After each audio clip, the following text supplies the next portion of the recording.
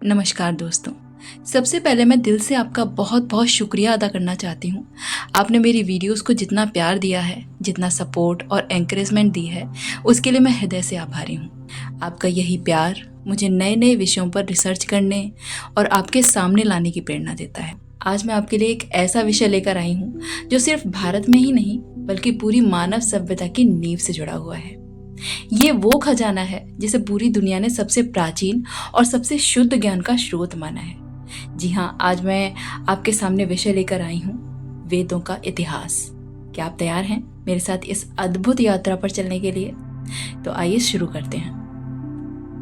वेद क्या हैं? दोस्तों, सबसे पहले समझते हैं कि वेद आखिर हैं क्या। वेद शब्द का मतलब है ज्ञान, लेकिन ये किताबें इंसानों ने बैठकर नहीं लिखी हैं।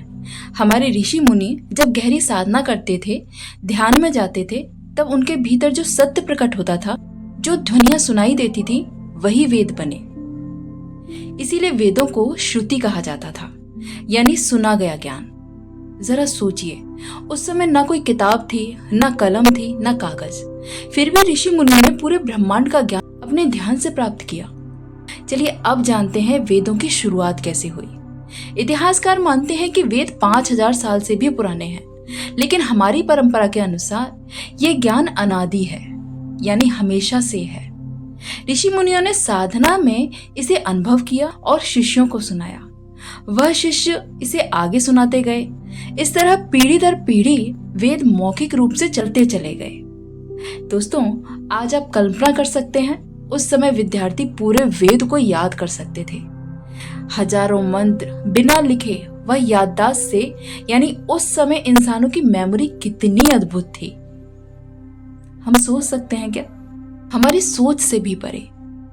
चलिए अब चलते हैं वेद की कितनी शाखाएं होती हैं। अब बात करते हैं चारों वेदों की। हर वेद का अपना महत्व है।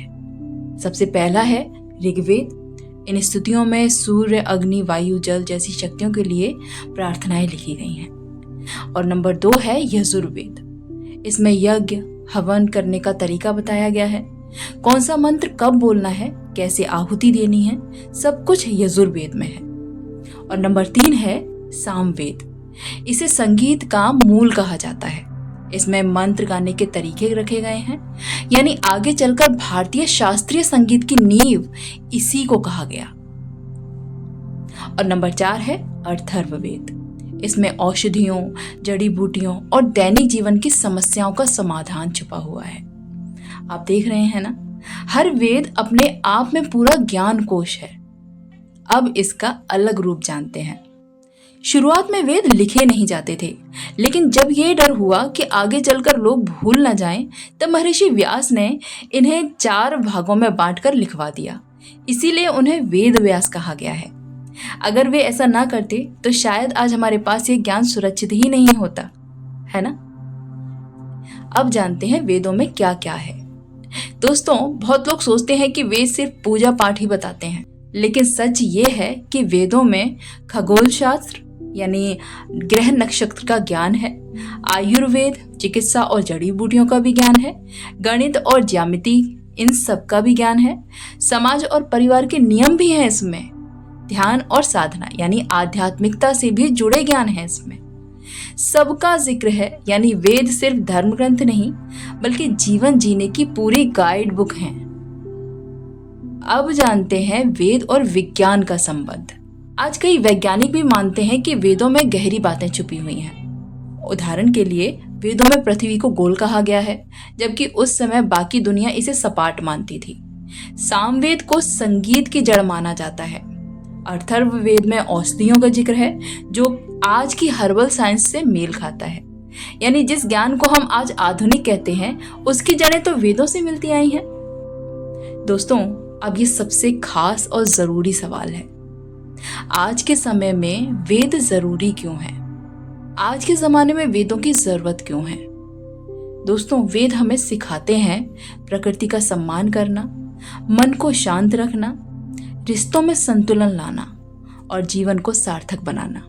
यानी वेद सिर्फ पढ़ने की चीज नहीं बल्कि जीवन जीने की कला भी है। तो दोस्तों, ये था वेदों का इतिहास।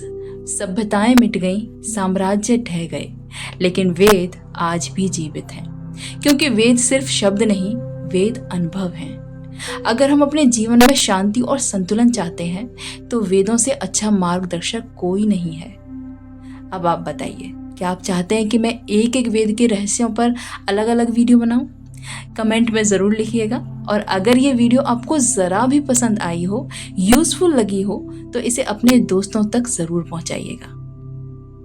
याद रखिए, वेद सिर्फ किताब नहीं, वेद जीवन जीने की कला है। धन्यवाद।